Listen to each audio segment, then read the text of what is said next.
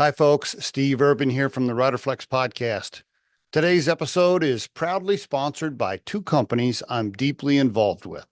First up, Reliance, your trusted partner for nationwide robot maintenance and repair, specializing in humanoid and autonomous robots for homes and businesses.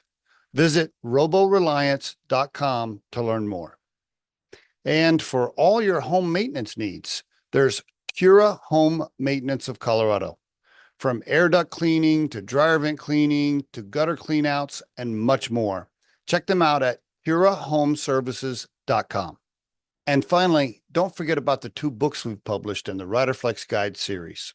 The first being the Riderflex Guide, Inspiring and Hiring. This one is targeted at all types of managers and supervisors, anybody that interviews and hires people. And the second one, the Riderflex Guide 2.0, Mastering Job Interviews, designated to help all levels of job candidates prepare for and ace the interview. And now for today's episode. Please subscribe and enjoy. Yeah. So I grew up in the Show Me State. I'm a Kansas City kid. Okay. Still blanch a little bit when the flight attendants say we're going to be landing in Kansas, because that's a pack of lies. Airport's out in Missouri. My background is pretty interesting. My parents divorced at an early age, and I was just kind of an average kid. And then I moved in with my dad heading into high school, right? Okay. And I was going to go to a Missouri school, which would not have been a perfect thing. In Kansas City, the good schools are on the Kansas side of the state line, and the not great public schools that you read about from time to time are on the Missouri side. Okay. And I was a basketball player, not a good one, but I tried. And my dad had decided to put us into a AAU tournament where we got throttled. And when I say throttled, I mean we got throttled, right? I think we lost the game like 110 to 25 or something like that. Okay. Wow. But long story short, this guy comes over after a game where my dad had gotten hot because the team was pressing us up like 70, right? And just said, "Hey, I wanted you to know that I agree with you. That was uncalled for kind of stuff." As it turns out, he was the athletic what do they call those things? The guy who runs the athletic department. Yeah, thank you. At a local private college preparatory school. And we ran into Mel that summer. And I always tell this story because I think life is about timing and luck and some opportunities and just catching that little crease that you can break through and get open field ahead of you. And this was my crease. So we ran into him and they started chatting, and Mel said, "Well, Adam should take the placement exam down at Pembroke." And my dad's like, we can't afford that school. And Mel said, "We got tons of money. Like, just come take the placement exam." And long story short, I got that crack and I went to Pembroke, and the rest is history. So that's great. A lot to Mel Woods, and so did high school there and did very well and got some scholarship offers and whatnot, and ended up at a small college preparatory school up in a small college, private college up in Pennsylvania called Haverford College. And Haverford's Did you play ball? I did freshman year. Yeah. And then I was actually a pretty decent tennis player. So I played tennis in high school. I was much better at that than I was at basketball. I did play a year of basketball up at Haverford. Haverford has a claim to fame. At the time, we had the longest losing streak in college basketball at any level. So Coach Hooksey, they actually made Sports Illustrated, and there's been books and podcasts done about this particular team and breaking the streak, which took like double overtime. I was at that game against Gallaudet, and they've gone on to – it's interesting because they're really bad at basketball. I don't know about today, but Haverford is a huge pipeline for Major League Baseball. So a number of the general managers come out of Haverford. The former general manager of the Twins is Thad Levine. He was my RA my freshman year. Really Yeah, interesting. Now, what yeah, was and that? Now, what was that like? You sound like you came from a wholesome middle class family, and at Haverford, I'm guessing there's a lot of rich kids there. So, how did you fit in? yeah. There were some wealthy kids. Haverford actually does really well on financial aid, so I would say I fit in Okay, pretty well. all right. Um, I get the impression that life back when we were kids was a little bit different in the Mm, ways in which the dichotomy between people who had money and people who didn't. You wouldn't have known it at Haverford, I like who got you. had money, Okay. right? So, or who was on financial aid or that kind of thing. Mhm. Made some great friends, got an incredible education, and then left Haverford. Haverford's interesting, and people in the business world actually know this about Haverford. It's famous for its honor code. So, to just do a quick anecdote, I at one time was underage drinking beers at a local dive No, no, no, no way. while taking a test. In fact, it might have been a final as well. So yeah, That's good. the part about being underage, I think I got a statute of limitations on that. But the part about you actually did not have proctors for your test. You were expected not to cheat. To this day, it's a big piece of what makes Haverford what it is, Okay. and All right. very important. Like it instills certain values. Once you get out into the business world, you'll meet all kinds, right? Of course. Yeah. And a person's core and fabric is important. I am very careful about who I do business with and who invests in my projects. So I do a lot of time kicking the tires in every direction, and I find that that's a key determinant for success. You Good just, move. bad apples can spoil the bunch. Yep, totally agree. So decent kid through college. You didn't get in too much trouble. I mean, a little partying maybe here and there, but just average stuff. Sounds like. Average stuff. Left college, was going to go to law school, moved down to Carolina for a year, which is great because after going to a school with 1,500 kids, going to being around Chapel Hill was a lot of fun. Um, Uh, I did some bartending, did some waiting tables, all that fun stuff. I personally believe that every single kid in this country should wait tables at one time or another. yeah, I think it teaches you a lot about hard work absolutely. and how to treat people. Hmm. Um, and then went to law school for a minute and decided it wasn't for me. So before the loans cured, I jumped ship, moved to Washington, D.C., and went to make my way in national security and in the policy world. How? Why? And I mean, this how? Oh, because your undergrad was in political science. I got you. undergrad was in political science. At the time, I'd done an internship at the State Department. I thought I Okay, wanted to go into service. I've always been drawn that way. Most of my family served in the military. I have a lot of I respect I got you. for the Okay, military. okay. And I come from a background where you put your talents to use, making the world a better place. It's something I Okay. believe in. I thought that would be a good place for me to do it, and ended up my next little crease that I hit. I ended up doing an internship for the Honorable Roger Robinson Jr. And Roger is he's the man that President Reagan brought in to bankrupt the Soviet Union. Uh-huh. So Okay. All quite right. literally, All right. Roger was working at Chase Manhattan Bank, and he determined that the entirety of the Russian economy was less than the size of one of the big three automakers in the US. And at the time, that was blasphemy, right? He might as well have said the world was round and be Copernicus back in the day.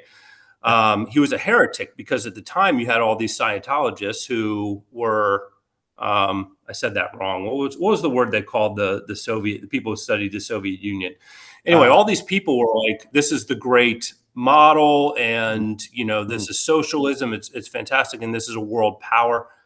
It wasn't a world power. We know that now, but back in the day, this is what they were teaching at the universities, and a lot of people feared the yeah. Soviet Union and their power.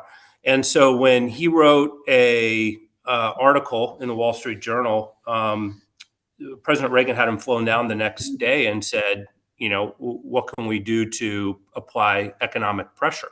And at the time, that wasn't a big stick that we wielded, even though we were the world's largest economy.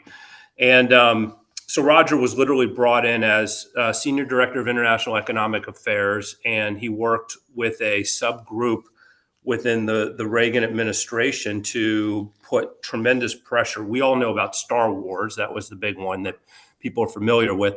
But there were decision briefs, and many of the things that Roger did were, he faced backlash within the administration. There were people who, were gunning for him, who didn't believe this was possible. He teamed up with Bill Casey, the CIA director at the time. And sure enough, at the time of perestroika, when I was in college watching the wall come down, supposedly because the Soviet Union had this, epiphany, or they wanted to be more democratic. That's not the case. They defaulted on their national debt. That's all it is. They went bankrupt as a country. And that was due in large part to the policies Roger put in place. I worked for him at the William J. Casey Institute, named after one of his mentors and partners in that, Bill Casey. And we applied many of the principles of applying economic pressure and creating what our friends over in the military side called financial munitions, right? How do you hurt the bad guys? I like that. So we applied a lot of his work in the late 90s to preventing Chinese state-owned enterprises from listing on the New York Stock Exchange. And I could tell stories all day on that.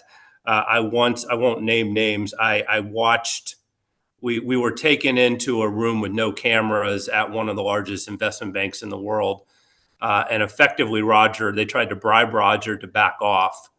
To this day, I say they didn't, to this, they tried to bribe him by putting him on a committee with Henry Kissinger and some others and paying him a little bit of money. And I watched him stand up and quite literally, this was one of the more meaningful business lessons I ever learned. He said, "Gentlemen, I will not be bought for gold or silver." And we walked out of that room, and it was very meaningful. We went on to disrupt what at the time would have been the largest international IPO in the history of the world. It was great experience for you. What great experience for you at that time, at that age. Wow. Yeah. 27. Yeah. 27. Great. Yeah, no, I was in big rooms with big people because of Roger. He's a mentor. He's a friend. We went on to do some really fun stuff together. After 9/11, we started a company, and that started me on my entrepreneurial journey. So all right. I was wondering how the entrepreneurial bug or whatever pivot, happens. Right? I see. Okay. Yeah. So all of our work kind of focused on how is it the bad guys get money it was all centralizing in the U.S. capital markets. So if a company needs money, it has to raise money. And if it raises money, you have to raise it from the United States people. And we thought that was uncool, is a short way of putting it, right? The United States did not want to be investing in a state-owned enterprise out of China. They did not want to be investing in a company that was helping Iran get oil money out of the ground so that they can apply it to terrorism. So 9/11, we were in the Capitol. I believe that Flight 93 saved my life. And to this day, I post every year a thank you to their families and their memories. People debate where that airplane was headed. Yeah, you can't hit the White House with an airplane. They were going for the Capitol. We evacuated the Capitol. And after 9/11, within about 2 weeks, we were approached by some leaders in the pension fund space who knew about our work and said, "Hey, can you help us make sure that we are hurting the people that are making it possible for Iran to sponsor terrorism?" And we said, "Yeah, we can." And we toyed with doing it from a nonprofit perspective, but it was a for-profit. If I had $1 for everyone who ever asked me if I was in the CIA, and the answer is absolutely, I was not in the CIA. I have done work for the CIA, but I've never worked for the U.S. government. We formed a company called CSAG, and we identified every publicly traded company around the world that did business in terrorist sponsoring states. That was with your mentor. You and him were the founders. Anybody else in that group? A third guy named Andrew Davenport, who is a good friend to this day. And we went into the trenches. Whenever you're doing something, they're going to come after the soft spots. So they come after us for being policy guys. But we were a true for-profit company, and we sold the database to pension systems. It led to the largest divestment campaign since South Africa and really changed the landscape. So today you see people calling on their universities, their states to divest certain companies. We triggered that, I think is a fair way of saying it. Okay. A big piece of it was Sudan because of the slavery in Sudan and the persecution of Christians. So it was a fascinating lesson in how do you build coalitions, how do you run a company. We went from $0 to $1 million in revenue in about the first 18 months. And eventually we exited to a independent research firm, which is where I really, I left DC and I was no longer in the policy world, and I've been out of it since then. And I started my business career, starting was that with exit was that exit enough to take a little is that a little nest egg enough to buy your first house back in Kansas City? I mean, like, was it, how big of a score was that for you? You don't, not to go into specifics, but yeah. was it a little win for you? It was a win, but it took some patience. We in 2009 that exit fired me. So I went through my own period of laying awake at night as an entrepreneur, as everybody does, and we all know those stories. But they're important, right? Because behind every successful person is somebody who has absolutely been throwing up, wondering how they were going to put food on the table. So the answer is no. We got a promissory note, but the answer is also yes. 3 years later, the CEO of that company approached me. He flew from the East Coast to Oregon to meet with me for 6 hours to ask me to lead a $4 million debt restructuring and to help turn around the company.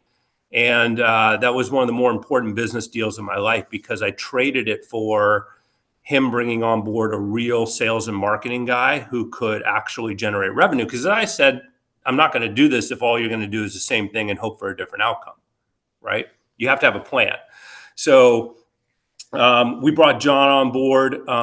John gave me an opportunity to really watch sales and marketing. That was my part of the deal. I was going to ask you, okay, so functionally you were sales and marketing, basically. Functionally, I was out of the company. I was on the board, and I executed the debt restructuring and I orchestrated the turnaround. Okay. My trade on that was to get weekly reports seeing how he was doing it so I could become a turnaround and a sales and marketing expert. Okay, great. Right? So I wanted the learning expertise. More great experience. Yep. Yeah, so we flipped the balance sheet and the P&L pretty solidly, and at the end of 2015, that little nest egg you're talking about finally came in. How about that? That's nice. Yeah, so it took from the time of the merger, it took 10 years, and from the time of the debt restructuring, it took 4 years. Wow. Okay. Well, now, by the way, now during that, during all that time, we married, kids. What was your status family wise? Married in 2006, moved back to the Midwest. In 2009, I then took a position as chief operating officer and fundraiser for a disruptive logistics technology. So I had one thing I learned about myself at the time. I might not have known it perfectly, but the inklings were there, is that I'm really great at seeing things that people don't believe. So I'm not an Elon Musk by any stretch. I don't quite have that imagination, or a Bezos or others, but I can certainly. So I saw this in 2010. It's now 2025, and it's still about 5 years away, but it is absolutely going to be a multi-billion-dollar disruptor to the global pallet industry. It's going to change. You're not involved in that. You're not involved in that anymore, though. Not anymore. I left the company in 2019, but in 2010, we ended up raising $20 million in seed and Series A capital for the company. And it will be a huge win from the perspective that I will have been involved in, and I'm still very close with a lot of the owners and leadership of the company. Is that Green Ox pallet? That's Green Ox pallet technology. They're going to have a huge announcement coming out in a couple of months, doing exactly what we predicted back in 2013. Did you get an equity play on that? I originally had an equity play, but it ended up to survive. It kind of went through a full-scale recapitalization behind the investment group that now owns it.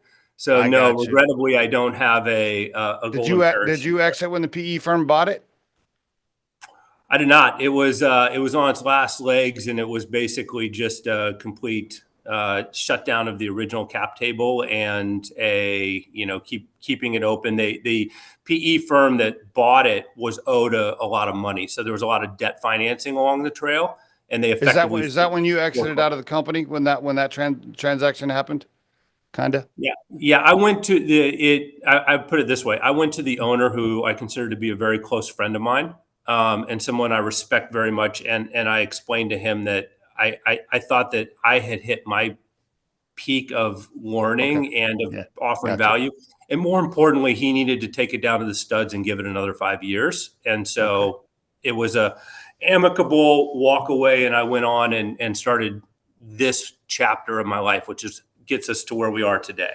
Tell me about it. Yeah. All right. Tell me how that happened. I was just going to say masks. I don't want to like simplify it like that, but how did you get involved in this whole world? Yeah. Talk to me.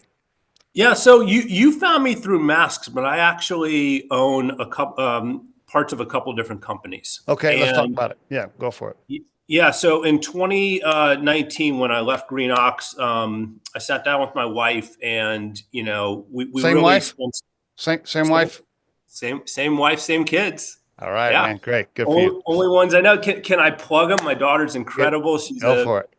She's looking at some really great universities. She's she's going to be the one who makes the family a name in corporate America or whatever, president of the United, whatever she's going to be. My son's an incredible kid, a great baseball player, great Okay. student. He's actually got 2 tests today that we were hammering on at like 10 o'clock last night after practice. So, hey, we talk about, again, I know that there's a lot of people out here who are younger and think about this. So I always like to try to impart some wisdom.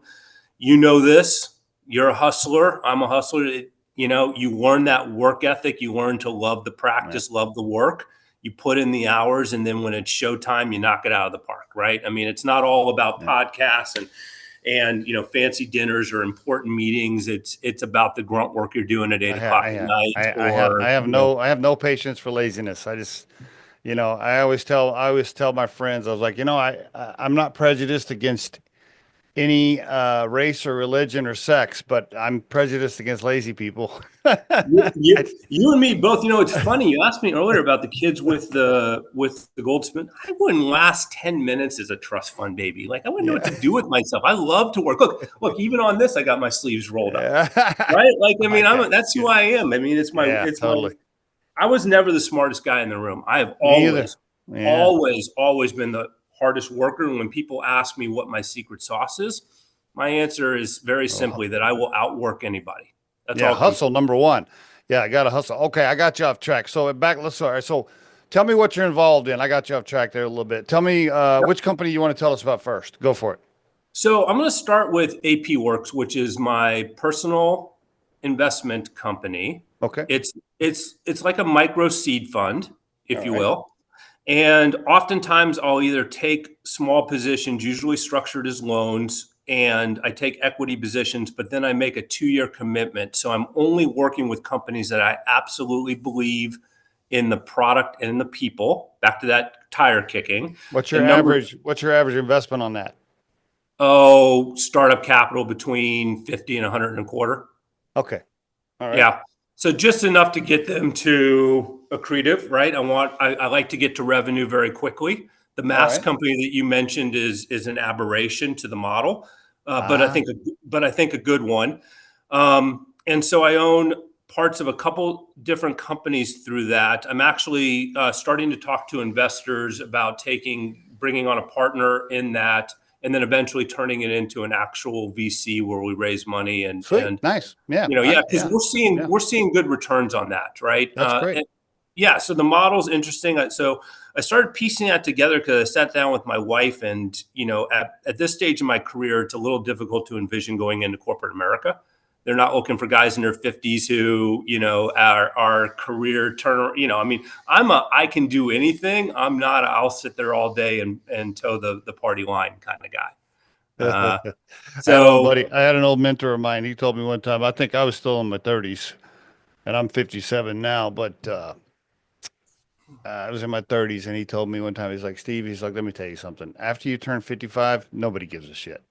yeah, my old man used to say no one can even see it after 55, right? They don't even know you're there at that stage. Uh, So uh, uh, yeah, anyway, so we joke about it in the family. When people ask me what I'm good at, my answer is I'm really good at being Adam Penner, right?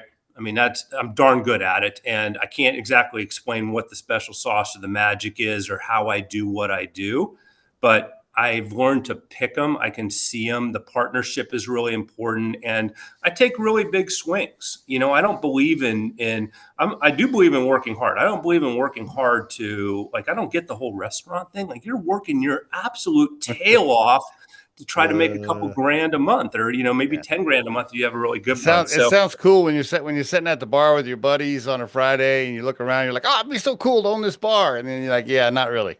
no, it's not cool. For me anyway. I know some guys who have pulled it off and make some good money at it, but it's not my jam. So I No. take some big swings. So the first one I tried this on is a knife company, like tactical blades, called Sniper Blade Works.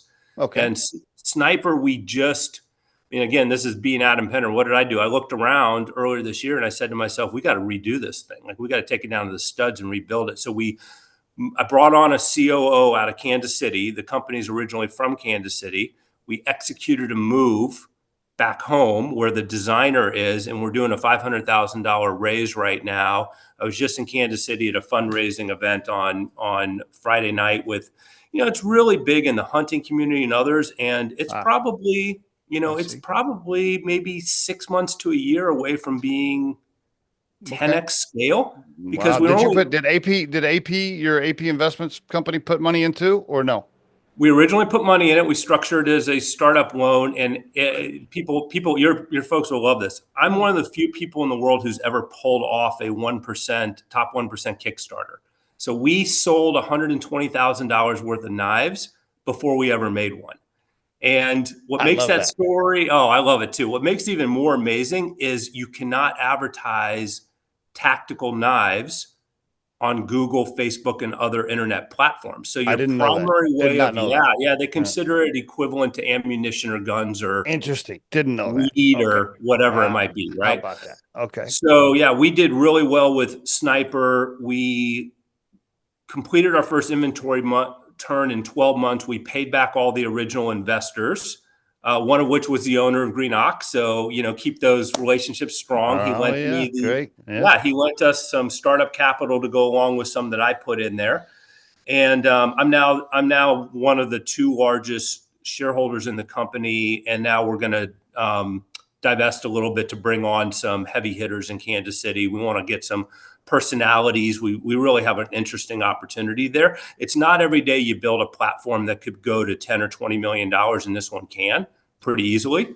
So Nice. yeah, we're having fun with that, and that's sniperbladeworks.com if folks want to take a look at Okay. it. All right. And What then else?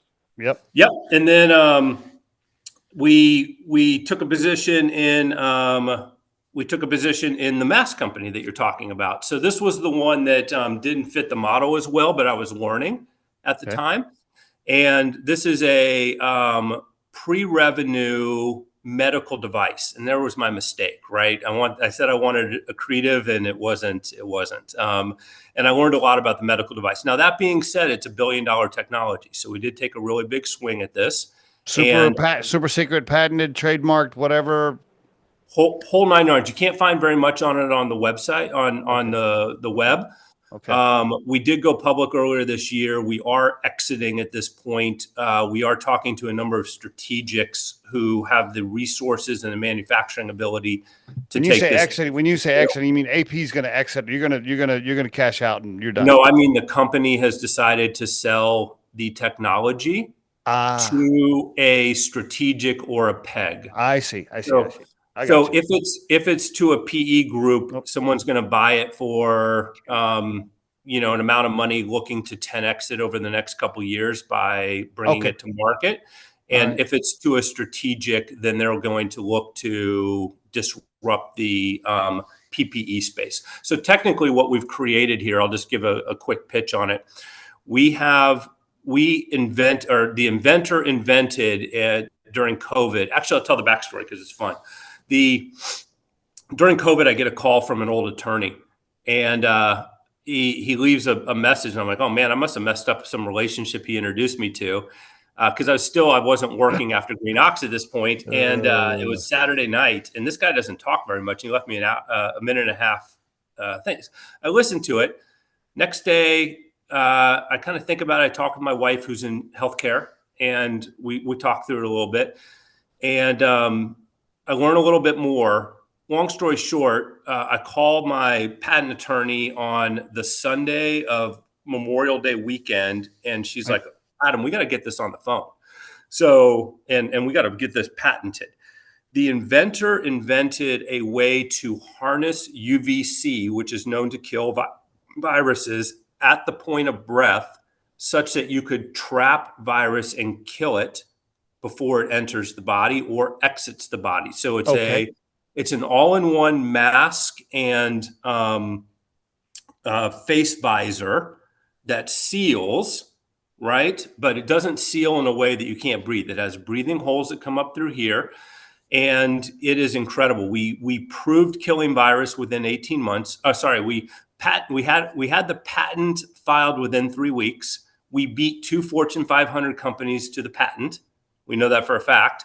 How did they have the technology? Were they how was that? Because it wasn't rocket science. The technology has been around for about 30, 40 years of using UVC. What no one had done was take it and say to ourselves, we can use this as a force field against virus, because no one had really watched the whole COVID thing. No one had thought about it, right? So this was necessity being the mother of invention.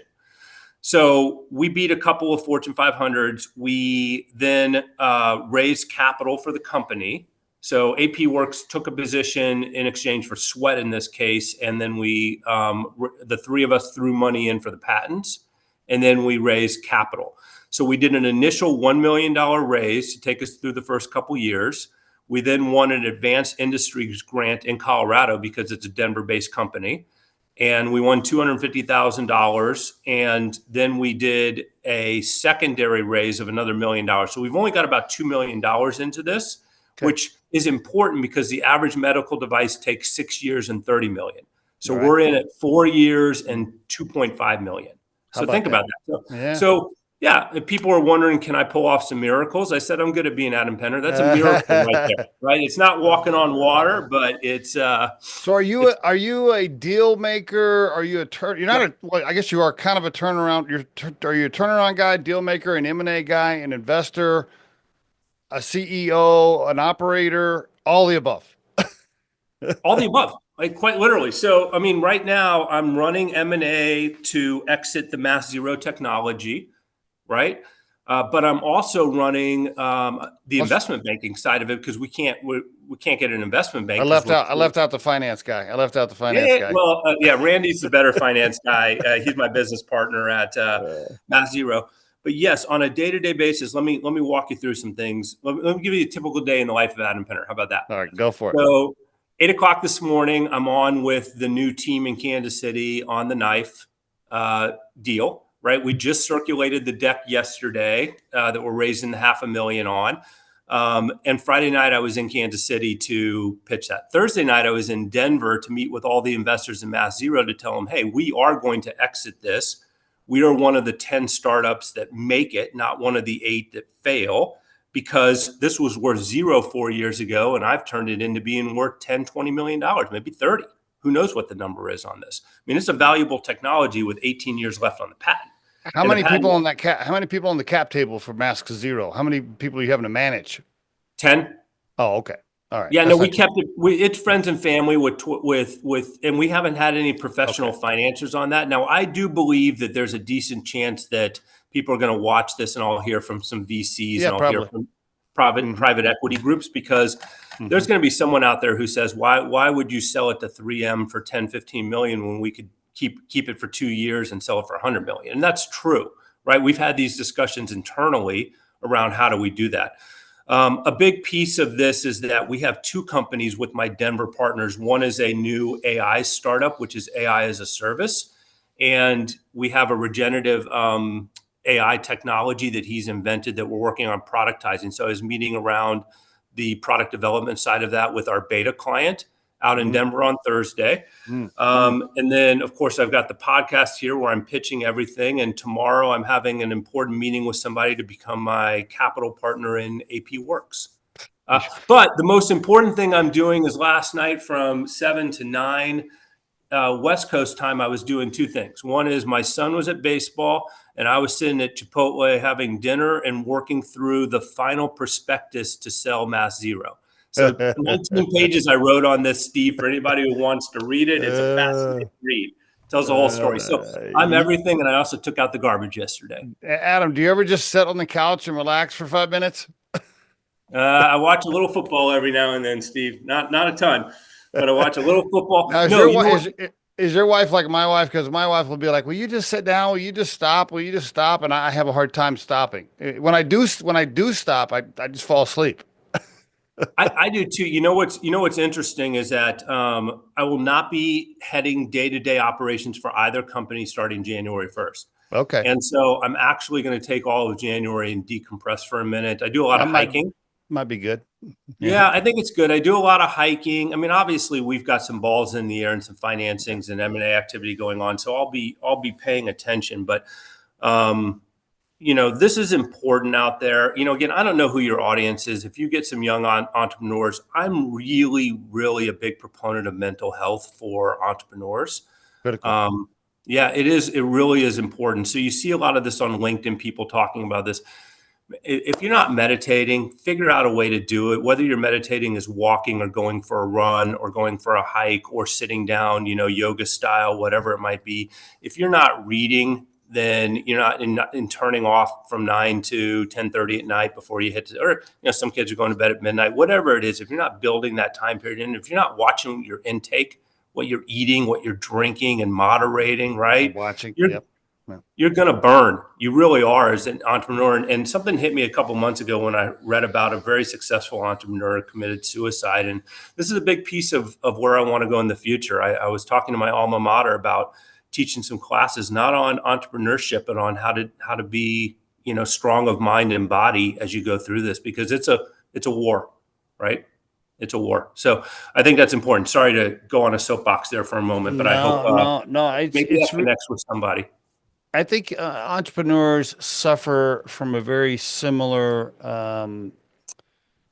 feeling that a lot of young teenage girls have right now, which is, these young teenage girls, they look at social media and they see these so-called perfect lives and perfect bodies and blah, blah, blah. And so they start feeling bad about themselves and they start getting more depressed because they're like, why am I not, the supermodel, whatever.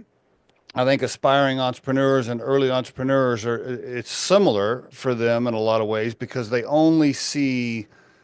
most of the time, they only see the success stories or the big exits or, there's two founders on LinkedIn locking arms talking about the $60 million they raised. And, and all these other entrepreneurs are like, oh, I hope my car's still outside tomorrow morning and they don't repossess it. It's they suffer from that. And then they start thinking, okay, I'm a failure. I didn't make it. For anybody listening to this particular episode, just remember the vast majority of entrepreneurs and business owners do not make it past 3 years. And it's a very small percentage that you see on LinkedIn raising 100 million in cash or exiting for $1 billion. Like that is a tiny, tiny number. So don't hold yourself to that standard. So, well, let's just put it into some numbers. So 8 out of 10 startups will fail, period. Yeah. They're going to fail, meaning total loss for investors, right? And the entrepreneur waking up and deciding whether they can ever do this again. The vast majority of founders who are successful have failed at least in one entrepreneurial exercise. At least once. Yep. And I've had the good fortune of hitting at a very high percentage. But again, I'm very careful about the opportunities I take on. And I've had the good fortune of being able to really kick the tires. of the 2 out of 10 that succeed, one breaks even, right, and just eventually closes down, and one is actually successful. Of the ones that are successful, the ones that actually scale up to multi-million dollar are very, very few and far between, Very right? few. Yep. So Yep. unless you're starting with $10 million, you're unlikely to be very successful as an entrepreneur out there. However, it doesn't mean you can't keep at it and that you're not going Yeah. to be successful, right? And I would, right. I think that's a great statement. I would follow that up with do it for the journey and the ride. Do it for the excitement, the thrill, the challenge, all Yep. of that. Do it because you're passionate about whatever the product is or the service is you're trying to deliver. Have a good time. Work with some great co-founders. See what you can do, and enjoy that moment that you have in your life to be able to try and do something. If it makes it big, great. If it doesn't, hey, at least you tried and you had a good time. Hey, let me add two to that. One is be honest because you want to be able to walk away from any situation. You know, the measure of a man statement, right, is not how you do in success, it's how you do in failure. Yeah. You know, looking my investors in the eye on Thursday night and saying, hey, we're at a point where we're going to take a deep breath. I'm not going to be working day to day, but your technology is successful. This is a question of when, not if. Someone's going to either invest in the company or they're going to buy the technology, and we're going to be able to come back here and toast some glasses. So being able to look people in the eye and tell them you did the best you can, that's important. And being Yeah. honest with them all the way along the trail. Don't overpromise, don't overcommit. The second thing is know when to walk away. Yeah. So this is a hard moment for me. I've got 4.5 years in with this mask, and I Mm-hmm. love this. When I say I love this technology, I poured my heart and soul into this. This is going to save tens of millions of lives someday. Mm-hmm. It just is probably not going to be me who does it, but I have to have the vision and the understanding to know that this is not my time or place anymore. Maybe it will. I'll go back to it at some point, but that's important. You know, what you just described reminds me of, for your football fans out there, Sam Darnold.